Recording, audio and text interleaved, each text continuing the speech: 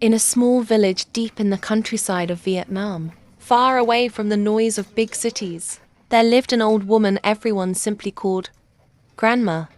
No one really knew her full name anymore. Her house was nothing more than a tiny wooden shelter with a rusted tin roof. When it rained, water would slowly drip through the holes, forming small puddles on the cracked floor. But every morning, before the sun even rose, smoke would quietly rise from her small charcoal stove.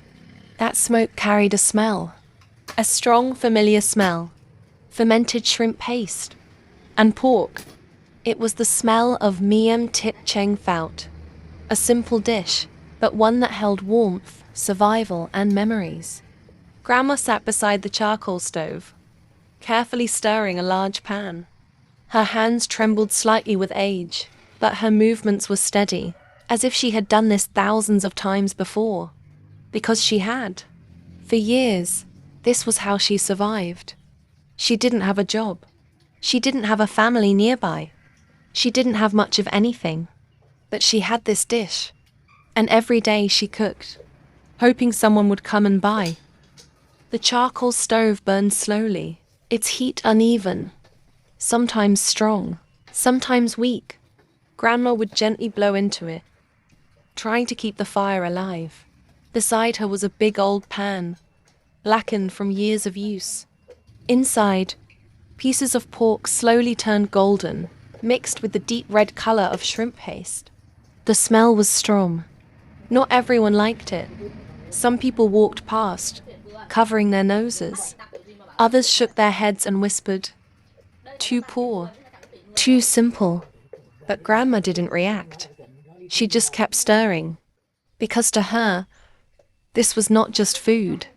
It was her life. Next to the stove was a small rice pot, sitting quietly over the fire. Rice, plain white rice. That was all she ate most days. Sometimes she would take a small spoon of the pork and shrimp paste, mix it with rice and eat slowly, as if trying to make the meal last longer. Not because she wanted to, but because she had to. There were days when she sold nothing. Days when she had to choose between saving food or eating it. And most of the time, she chose to save. People in the village knew her situation. But knowing and helping were two different things. Life was hard for everyone, so they passed by. Day after day, Grandma sat beside her charcoal stove, quietly waiting. Her eyes would sometimes look up, hoping to see a customer. But most of the time, no one stopped. Until one afternoon, a young man came. He was not from the village. His clothes were simple, but clean.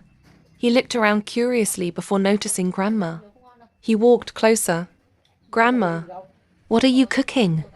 he asked. She looked up, slightly surprised. "Just some pork with shrimp paste," she replied softly. The young man smiled. "It smells like home." Those simple words made Grandma pause. No one had said that in a long time. "Would you like to try?" she asked. He nodded. That moment changed something. The young man sat down on a small wooden stool beside her. Grandma served him a simple meal, rice, and a spoon of her Miem Tit Cheng Phout. He took a bite. For a moment he said nothing. Then he smiled. "It's delicious." Grandma looked at him, unsure if he was just being polite. But he kept eating, slowly, carefully, as if he truly appreciated every bite. After finishing, he didn't just leave. He stayed. He asked her about her life. And for the first time in a long while, Grandma talked. She told him about her younger days, about her family, now gone, about how she started cooking just to survive. A young man listened, not with pity, but with respect. Before leaving, he bought several portions, far more than he needed. And as he walked away, he turned back and said, "I'll come again." The next day, the young man returned. But this time, he wasn't alone. He brought friends.